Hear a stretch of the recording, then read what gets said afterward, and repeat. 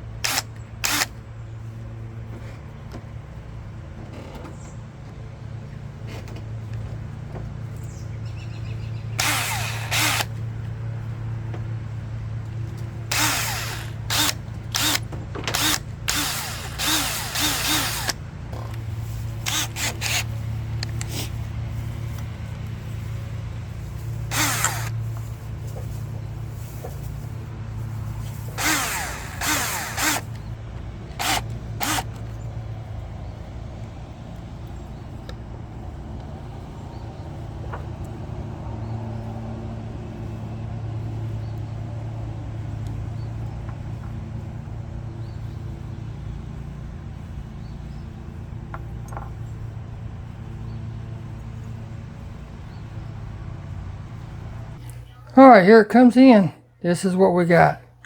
Delivery truck dropping everything off. And it says goodbye.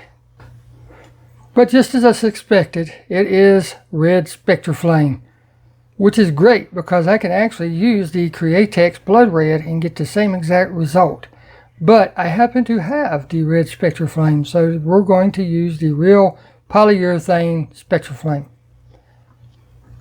The engine, like I told you, or like I thought, was the front post to the car that holds it together. Somebody tried painting it gold, hit it with the red enamel. This will go into the super clean first to see if that will get the paint off, and if not, we'll have to do something a little different. And then the base. I've already straightened the back wheel up, as you can see, a good bit. I need to do the other side, but I want to wait until I get the wheel on it. That way I can see what's straight. Right now it looks straight, but I've got a feeling it's bent down just a hair like the other one. And the front one, you can definitely tell it's bent down, but the front one is fairly straight, so on the other side. So we'll leave that as is. Needs to go into the super clean to see how clean this will come. We'll let it stay in there for, I don't know, anywhere from 5 to 15 minutes, and we might pull it out halfway through and give it a good brushing with an old toothbrush just to see how well it cleans up. But I think it will clean up very nicely. So there's that. That's what we have. And when it comes time to put it back together, I'll show you the new parts, like I said, which I have on hand already. So it's no big deal. But before we can do anything, the body needs to go into the citrus strip. So this will be the first time this thing has seen bare metal since 1968. I need to run a screw in it real quick. Hold on. Screw in the engine just that quick. So 172 screw. So that's ready for tomorrow. And I put a 172 into the bottom. Now probably this I'll have to get a washer to keep it from pulling out of the holes. We'll see when we get there. I didn't make the holes any bigger, but you just never know to hide the hole and everything. We'll see. But anyhow, 1969 paint. Goodbye. Man, that is so relaxing to see something like that go in. But the only bad part about it is how's it going to look when it comes out? Is there going to be any toning or anything like that? If there's toning, I'm going to have to do one of two things. I'm either going to have to set me up a zinc plating outfit, which I have most of the stuff to do it with already. I just need to get the bubbler and the white vinegar,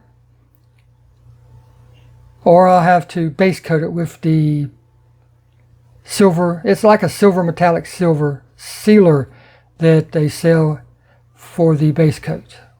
It does a wonderful job. It doesn't quite look like Spectraflame. We'll see. We'll see when we get there. But with that stated, this bad boy is gone until tomorrow. It probably won't take a couple hours. That Spectraflame paint isn't that hard to get off. But I always leave my castings in until the following day. So we'll see this tomorrow.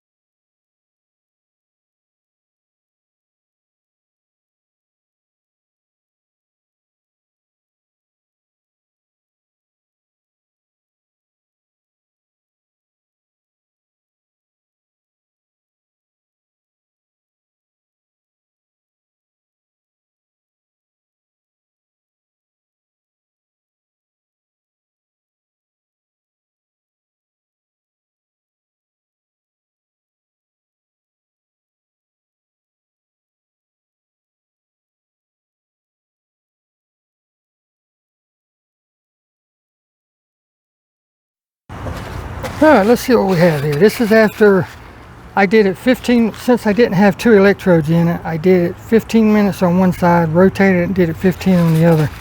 And I know that I'm going to need to do it a couple more times because of the shape that this was in. As you can see, it's not, I need to build it up more on the bottom. And I'll probably need to build it up some more on the sides because you can see where it was bare metal.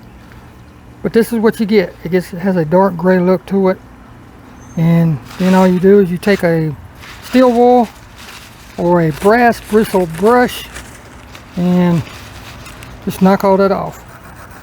And it should show you immediately, yep, a nice shiny base. You can see I need to build that up I'll probably have to go through three or four more times doing this. But that's what you're looking for. I mean, you just lightly knock it off and then you get that quick shine. And then you take it in and you can polish it. Get that mirror finish on that everybody's looking for. But right now I'm just trying to knock it off because I know that I'm going to have to do this a couple more times. So you just knock off the gray. See how nice that looks? You just knock off all the gray. Some people actually polish in between. I think that's a little bit of a waste. But whatever, you know, one person wants to do. But you just knock it all off because you're going to be doing it again. And the zinc will not reattach itself to that gray coating. So you have to knock it off. There's no way around it. You can use steel wool, whatever you choose. Just because this casting has so many different angles and stuff, I'm using the brass brush. And it just gets in there really good in all the nooks and crannies, see? Like I said, I know I'm going to be doing this a couple more times. So that's why I'm not going to be polishing it. I'm not really worrying about anything, but look how good that's going to look.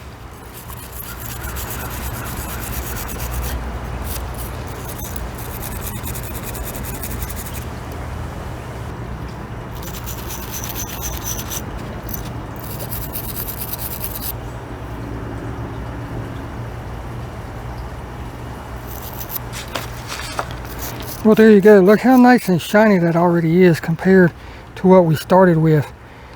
But I'm going to go ahead and tell you, I had a little bit of an accident.